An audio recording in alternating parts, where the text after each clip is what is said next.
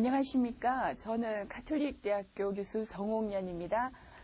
오늘 저는 아동과 독서의 관계에 대해서 생각해 보고자 합니다. 아마 제가 생각하기로는 지난 시간에 여러분들은 아동의 발달 과정에 대해서 공부하셨으리라고 생각하는데, 보통 우리가 아동 발달을 얘기할 때는 언어나 인지 혹은 성격 혹은 사회성, 도덕성 그리고 신체 등의 영역으로 그 발달 영역을 구분해서 살펴보고 있습니다.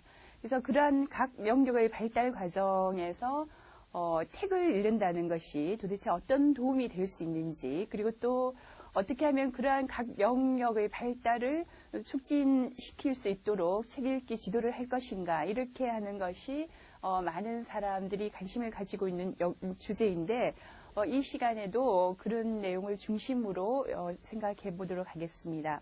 일단 먼저 이 시간에 공부할 내용을 요약을 하면 세 가지로 크게 나눌 수가 있습니다. 첫째는 책 읽기가 아동의 발달 과정에서 어떤 역할을 할 수 있는가 하는 것이 첫 번째 주제입니다. 그리고 두 번째로는 책을 읽을 수 있는 아동의 능력, 다시 말해 우리가 그걸 독서 능력이라고 얘기를 하는데, 그러한 독서 능력은 어떤 발달 단계를 거쳐서 최종적으로 발달할 수 있는가 하는 게 두 번째 주제가 되겠습니다. 그리고 세 번째는 아동의 그 발달 과정에서 독서 능력이 발달 과정을 거친다 그랬을 때 그러한 발달 단계를 고려한 독서 지도는 어떻게 해야 할 것인가, 이렇게 세 가지의 내용에 대해서 생각해 보기로 하겠습니다.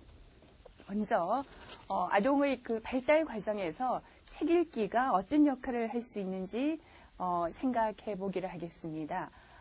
보통 책이라 그러면 그 많은 사람들이 가지고 있는 생각을 글자라는 도구로 인쇄 매체에 기록을 해서 담아놓은 것이라고 할 수 있습니다. 그래서 우리가 누군가가 만들어 놓은 책을 읽는다는 것은 그 책 속에 담겨져 있는 다른 사람들의 생각을 찾아내고 그것을 이해해서 결국은 그 자기의 것으로, 자기의 생각으로 소화시키는 과정을 책 읽기 과정이라 이렇게 얘기할 수 있습니다. 그래서 어떤 사람들은 책을 그 영혼의 양식이라는 말로 표현을 하고 있습니다.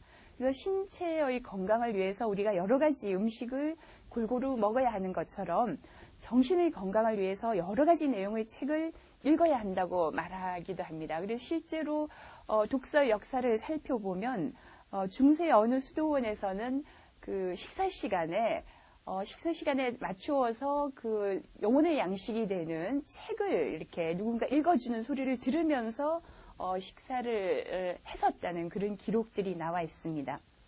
그런데 우리가 신체의 건강을 위한 음식을 먹을 때도 우리야 지금 뭐 자연스럽게 음식을 여러 가지 소화시킬 수 있지만은 자라는 아이들을 살펴보면 처음부터 온갖 음식을 다 먹을 수 있는 게 아닙니다. 그래서 아이들이 소화기관도 성숙을 하고, 그 다음에 치아가 또 이렇게 다 갖추어져야지 여러 가지 음식을 소화시킬 수 있듯이 정신의 건강을 위한 음식이 되는 책도 우리가 제대로 읽고 그 내용을 소화시키기 위해서는 여러 가지 준비 상태가 필요합니다. 그리고 이런 준비 상태는 적어도 5, 6년 이상의 그 많은 시간이 필요하다는 점에서 다른 능력하고 또 다른 어떤 그 교육이 필요한 영역이라고 볼 수 있습니다. 그리고 실제로 아동들이 스스로 책을 읽고, 그러니까 남의 도움을 받지 않고 자기 스스로 책을 읽고 웬만한 내용을 이해한다는 것이 겨우 초등학교 들어가야 이제 시작이 된다는 걸 보면 책 읽기에 대해서 우리가 오랜 시간 동안 관심을 가져야 될 그런 영역이라고 볼 수 있습니다. 만약에 아이들이 책 읽기를 스스로 할 수 있는 연령이 학교 가서 시작된다, 그렇다 그러면 오늘 이 자리에 계신 여러분이나 저나 당장 이제 문제가 한 가지 생깁니다. 왜냐하면 제가 알기로는 이 강의에 참여하시는 여러분들은 학교 들어가기 전에 아이들에게 책 읽기 지도를 어떻게 해야 될 것인가, 거기에 지금 관심을 가진 것으로 알고 있는데, 책을 읽을 수 있는 능력이 학교에 가야 비로소 생긴다고 하니 이걸 지금 어떻게 우리가 이제 해석을 해야 될지 하는 문제가 생깁니다. 만약에 신체적으로 혹은 지적으로 혹은 정서적으로 어떤 정도의 그 발달이 되어야지 책 읽기가 가능하다면, 적어도 아이들이 그 태어나서 5, 6년 정도의 그 시간 동안에 그 책이 소용이 없지 않은가 하는 어떤 생각을 할 수 있습니다. 여러분 어떻게 생각하세요? 그 자기가 스스로 책을 읽지 못한다 그랬을 때 과연 그 책이 소용이 없다고 생각하세요? 예. 아동이 스스로 책을 읽을 수 있는 능력은 5, 6세 또 늦은 아이들 같은 경우는 6, 7세가 되어야 가능하겠지만 만약에 자기가 책을 읽지 않아도 누군가 다른 사람이 책을 읽어줌으로써 그 책이 아이에게 도움이 될 수 있다고 한다면 우리가 오늘 이 자리에서 이렇게 만나고 있는 것도 의미 있는 시간이 될 수 있습니다. 물론 이때에도 읽어주는 사람이 어떤 책을 읽어주느냐, 그리고 읽어주면서 책을 가지고 어떤 활동을 하느냐에 따라서 그 책의 내용이 아이에게 도움이 될 수도 있고 도움이 되지 않을 수도 있을 것입니다. 그러나 어쨌든 아이가 스스로 책을 읽을 수는 없다 하더라도 어른들이 그 아이의 발달 수준에 적합한 내용의 책을 선정할 수 있고 또 책을 읽으면서 그 아이의 발달 단계에 맞는 상호작용을 할 수 있다 그러면 어른들이 책에서 얻을 수 있는 도움과 마찬가지로 아이들은 책을 통해서 많은 도움을 얻을 수 있을 것이고 책은 또 아이들의 발달에 중요한 역할을 할 수 있을 것으로 생각합니다. 자, 정말로 그 스스로 책을 읽지 못한 아이들에게 그래도 책이 도움이 될 수 있는지 한번 예를 들어보기로 하겠습니다. 제가 오늘 책을 한 가지 준비를 했습니다. 이 표지는 보여드리면 안 될 것 같아서 제가 그냥 읽어드릴게요. 자, 이야기를 하나 읽어드리겠습니다. 제목은 빨간 암탉입니다. 아시는 분도 있겠지만은 잠깐 한번 제가 읽어주는 얘기를 한번 들어보세요. 옛날에 빨간 암탉이 돼지와 오리, 고양이와 함께 살고 있었습니다. 암탉은 돼지, 오리, 고양이와 작고 예쁜 집에서 살았지요. 빨간 암탉은 집을 말끔히 치우고 쓱싹쓱싹 청소하는 것을 좋아했어요. 날마다 반짝반짝 윤이 나도록 집안을 쓸고 닦았지요. 하지만 돼지와 오리와 고양이는 조금도 도와주지 않았답니다. 날마다 돼지는 진흙탕에서 뒹굴뒹굴 게으름을 피웠어요. 오리는 연못에서 꽥꽥꽥 노래를 부르며 헤엄만 쳤답니다. 고양이는 날마다 마당에 앉아 꾸벅꾸벅 졸기만 했어요. 어느 날 빨간 암탉이 마당에서 옥수수 알갱이를 하나 발견했습니다. 누가 이 옥수수를 심을래? 빨간 암탉이 물었습니다. 난 안 돼. 돼지가 뒹굴뒹굴 뒹굴며 꿀꿀꿀 대답했어요. 나도 안 돼. 오리가 파닥파닥 헤엄치며 꽥꽥꽥 소리쳤어요. 나도 안 돼. 고양이가 꾸벅꾸벅 졸다 야옹야옹 대답했어요. 빨간 암탉은 하는 수 없이 기름진 땅을 찾아내 정성껏 옥수수 알갱이를 심었습니다. 얼마 뒤 땅 위로 쏙 파란 싹이 나오더니 곧 노랗고 탐스러운 옥수수가 주렁주렁 열렸습니다. 누가 옥수수를 딸래?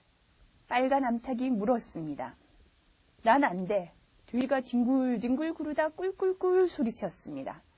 나도 안 돼. 오리도 꽥꽥꽥 소리쳤어요. 나도 안 돼. 고양이도 야옹야옹 소리쳤습니다. 좋아, 그럼 내가 따지. 빨간 암탉은 옥수수를 따서 껍질을 벗긴 다음 알갱이를 땄습니다. 누가 방앗간으로 옥수수를 가지고 가서 빻을래? 암탉이 물었습니다. 난 안 돼. 돼지가 꿀꿀꿀 소리쳤습니다. 나도 안 돼. 오리도 꽥꽥꽥 소리쳤어요. 나도 안 돼. 고양이도 야옹야옹 소리쳤어요.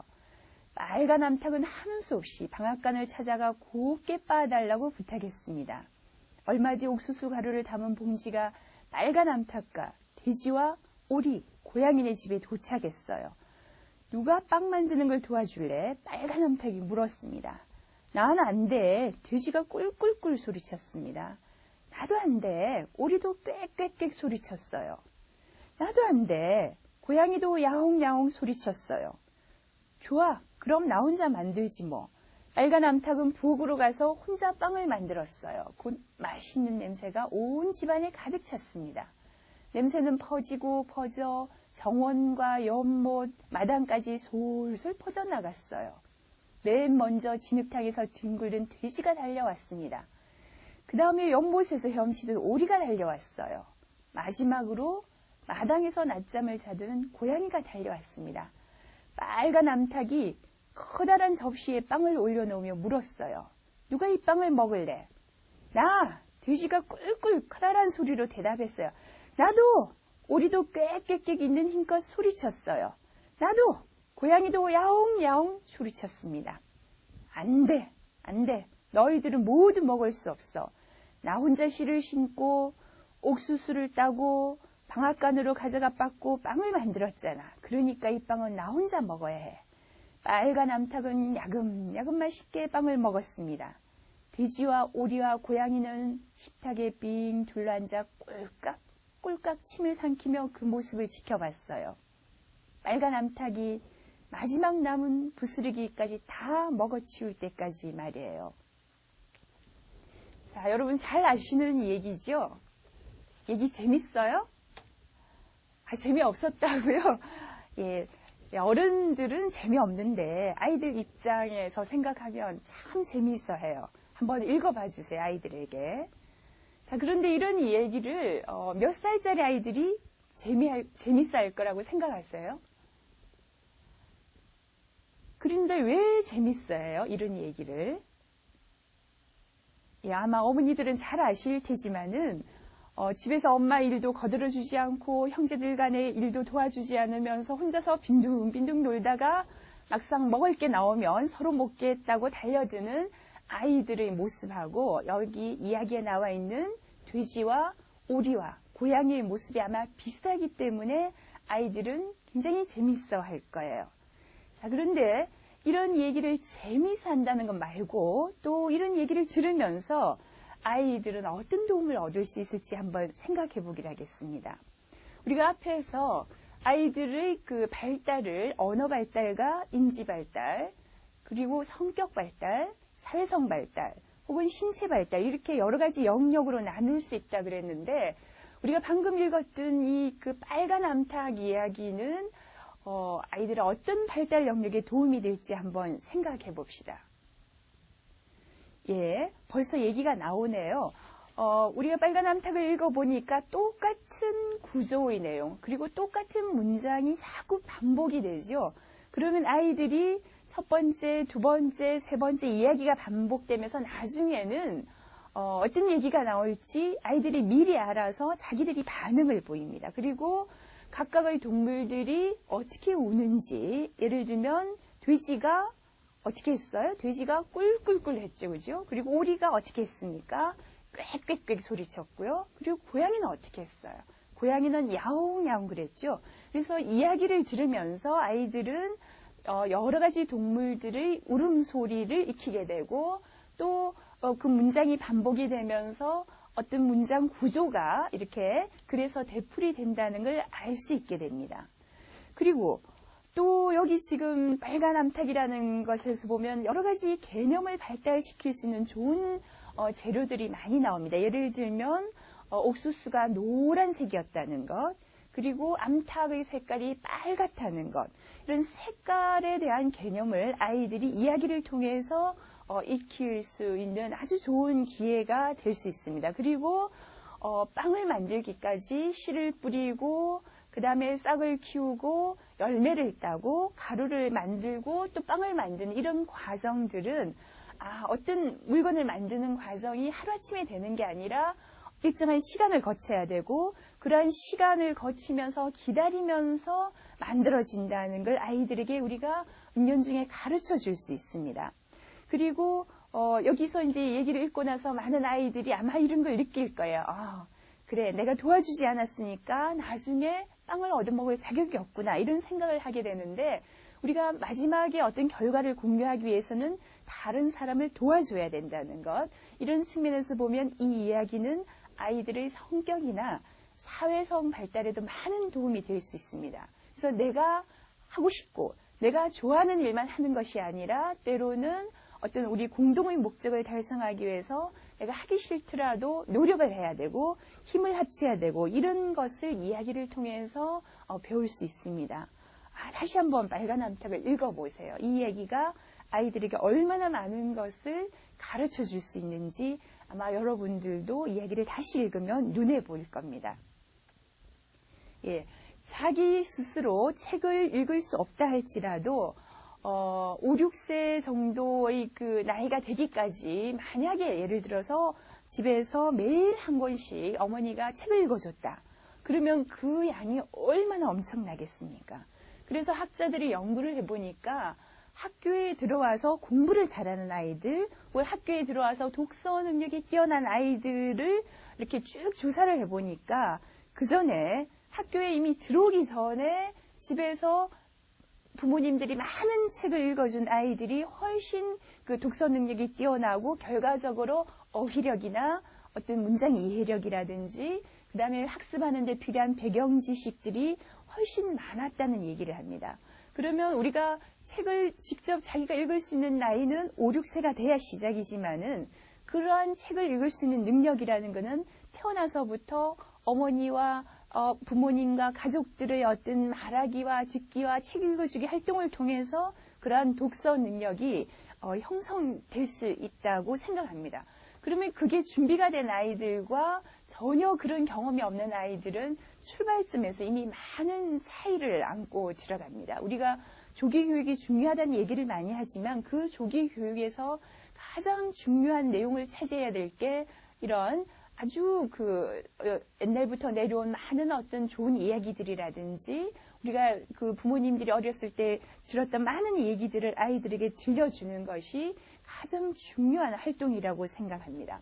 그리고 그런 책을 읽어주면서 부모가 아이에게 질문을 하고 또 그림을 보면서 아이에게 이야기를 꾸미게 하고 또 아이의 반응을 물어보게 하고 이런 어떤 그 책 읽어주기를 통한 상호작용을 통해서 아이들은 평생 살아가면서 그 갖추어야 될 여러 가지 생각할 수 있는 능력이나 글을 읽고 이해할 수 있는 능력을 형성하게 된다는 점에서 책 읽어주기 활동은 대단히 중요한 역할을 할 수 있다고 생각합니다. 그런데 책을 읽어주다 보면 그 부모님들이 많이 질문을 하는 내용 중에 어떤 게 있느냐 하면 아이들이 책을 읽어주니까 어떤 얘기만 또 좋아해가지고 몇 번 읽어줬는데도 또 그 책을 읽어달라고 요구하는 경우가 굉장히 많다고 해요. 그래서 그걸 읽어줘야 되는지 혹은 읽어주지 말아야 되는지 아마 어떤 아이들은 너무 많이 들어가지고 자기 스스로 이미 그 내용을 다 알고 있어요. 다 외우고 있어요. 그런데도 불구하고 부모님에게 책을 읽어달라고 요구를 하는데 이럴 때 이걸 어떻게 하면 좋으냐는 질문을 많이 합니다. 여러분은 어떻게 생각하세요?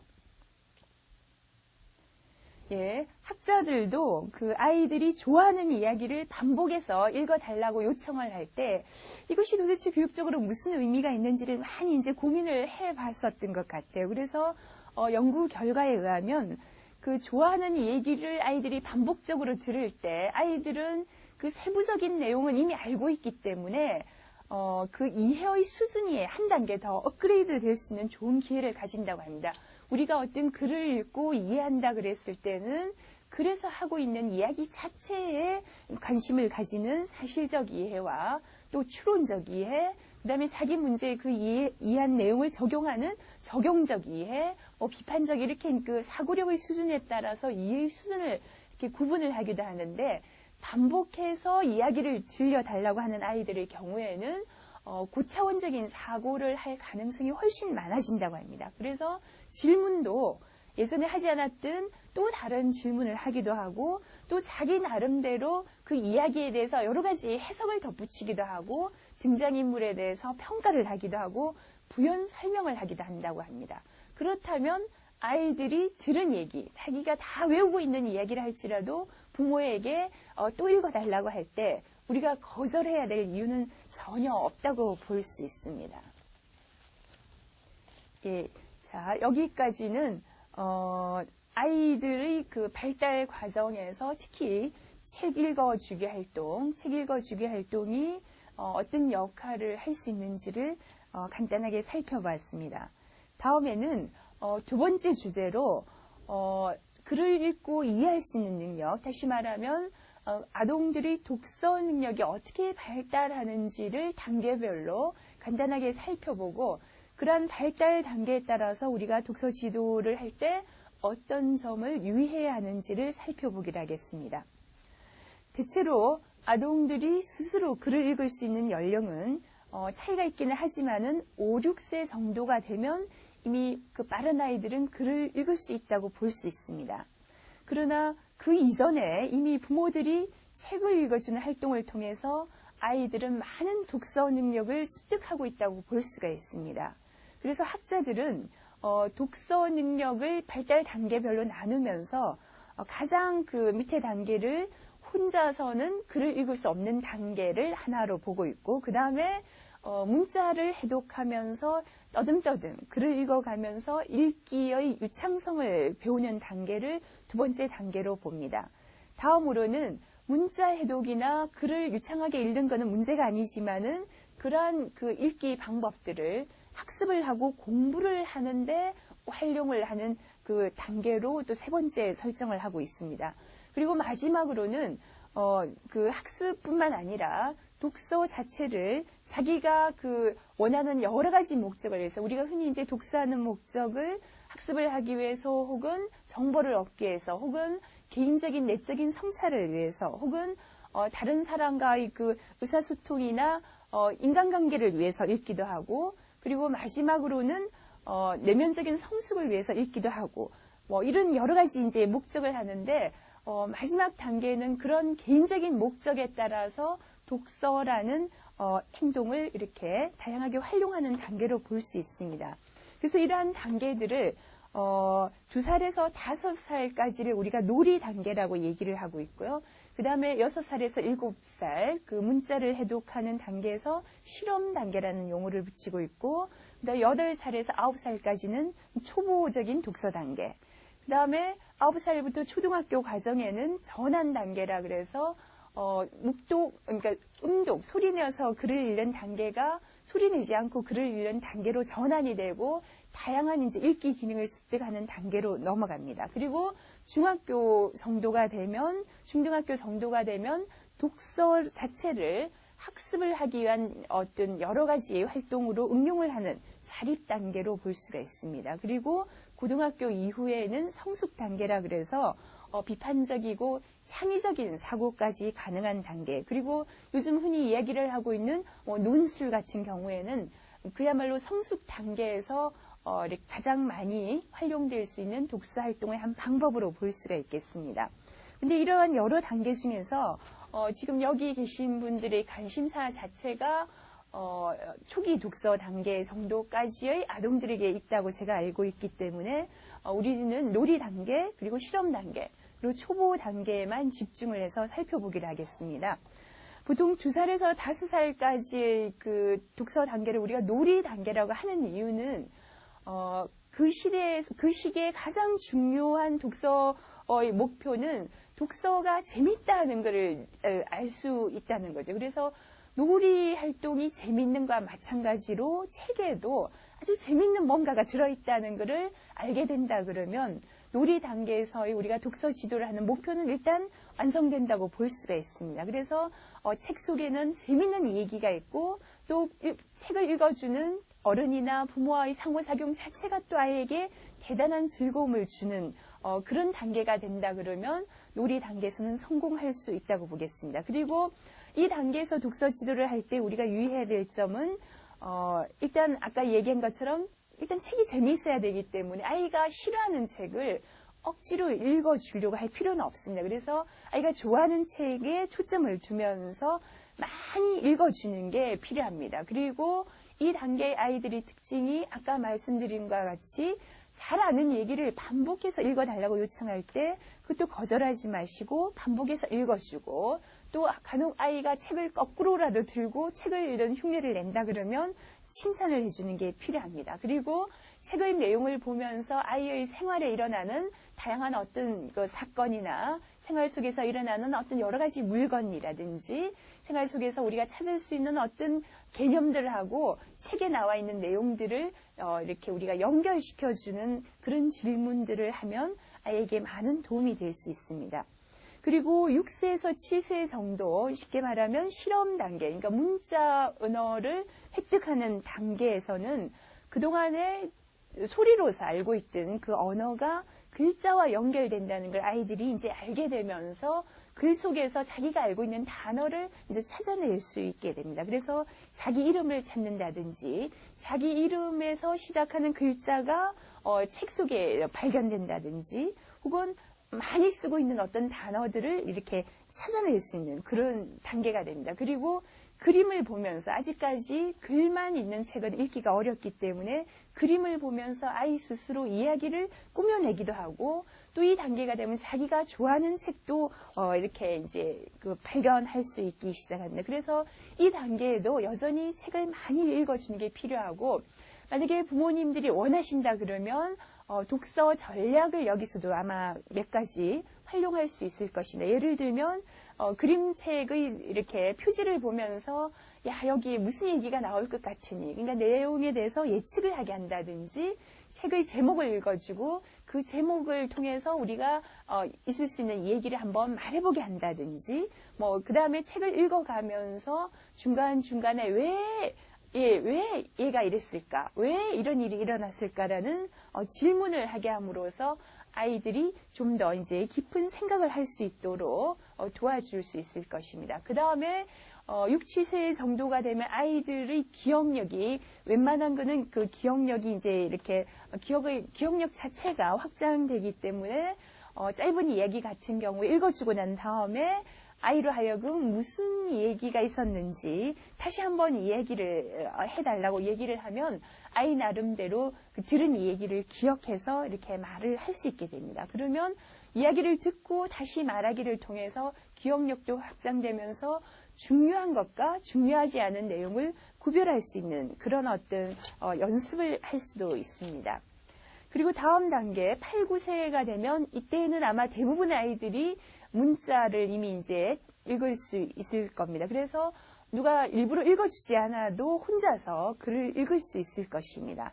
그리고 글을 읽을 수는 있지만은 유창하게 말하듯이 책을 읽을 수 없는 아이들도 있기 때문에 8, 9세 아이들은 소리 내어서 유창하게 읽는 연습을 시켜야 할 것입니다. 그리고 특히 우리가 이제 저학년 아이들에게 부모님들은 그 이야기 책의 그 읽을 거리만 많이 주는 경향이 있는데 이야기 책 말고도 어떤 그 사건을 설명한다든지 어떤 개념을 설명한다든지 그런 어떤 다양한 그 종류의 책을 제시해 줌으로써 아이들의 그 독서 능력이 향상될 수 있는 계기를 만들 수 있을 것입니다. 그리고 이런 이 단계에서도 중간중간에 책을 읽어 나가시다가 다음에 무슨 일이 일어날 것 같으니 그리고 거기 나오는 등장인물의 어떤 생각을 아이에게 물어보고 너라면 이때 어떤 기분이 들 것 같으니 이런 식으로 주인공의 그 행동이나 사건을 그 아이의 그 실제 생활에서 일어나는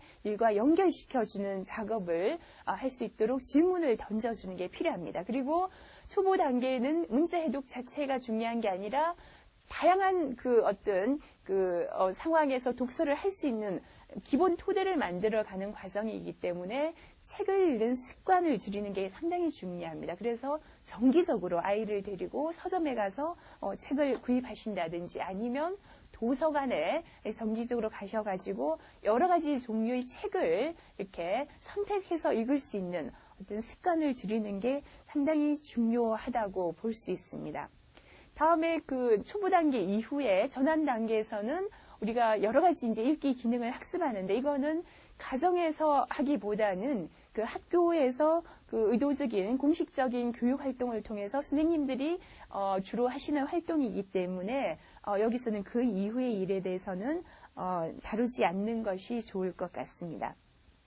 어쨌든 그 아이들이 각각의 그 연령에 따라서 그 치중해야 될 어떤 독서 능력의 목표와 그 단계에서 아이들이 보이는 독서 능력의 특징이 있기 때문에 아이들을 지도하시는 분들이라 그러면 각 연령별의 그 독서 능력 특징을 잘 살펴서 우리 아이가 혹은 내가 가르치는 아이들이 어떤 거는 아주 잘 하는데 어떤 부분은 뭐 잘 못한다든지 이런 거를 확인하는 작업들이 많이 필요합니다. 그래서 여러분들에게 아마 제시된 그 자료에 보시면 각 발달 단계별로 해야 될 어떤 아이들의 독서 행동 지표들이 쭉 나와 있습니다. 그래서 그걸 잘 살펴보시면서 이런 행동은 이미 얘가 통과가 됐구나. 그리고 이런 행동은 아직 전혀 하지 못하구나. 이런 행동은 하기는 하는데 아직 왔다 갔다 하는구나. 이런 걸 잘 살펴서 그 아이들이 가지고 있는 어떤 강점과 약점에 따라서 독서 지도할 때